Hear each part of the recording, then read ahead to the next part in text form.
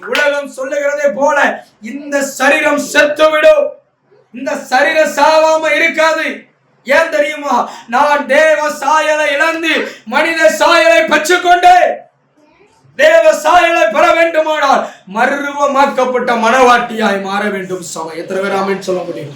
அவர் என்னிலே நிறைவேற்ற விரும்புகிற கிரியை என்னுடைய கிரியை நிமித்தமாய் இழந்து போனோம். அவர் என்னிலே தன்னை வெளிப்படுத்த வேண்டிய கிரியை என் பாவம், என் மீறுதல், என் அக்கிரமம் அது என்னிலே வெளிப்பட முடியாமல் அது தடைபட்டிருக்கிறது. இந்த மாதம் கர்த்தர் சொல்கிறார், ஐயா நான் உன்னிலே மகிமைப்பட விரும்புகிறேன். என் கிரியை உன்னிலே வெளிப்படுத்த விரும்புகிறேன். நீ ஆண்டு கொள்கிற சந்ததியாரை உன்னை மாற்ற விரும்புகிறேன். உன் சந்ததி நீ அப்பத்துக்கு இறங்கி திரிய அவசியம் இல்லை. ஏன் தெரியுமா? நான் உன்னை சுதந்திரவாளியாய் தெரிந்து கொண்டிருக்கிறேன். அப்படித்தானே கர்த்தர் இஸ்ரவேல் ஜனங்களை நடத்தினார்.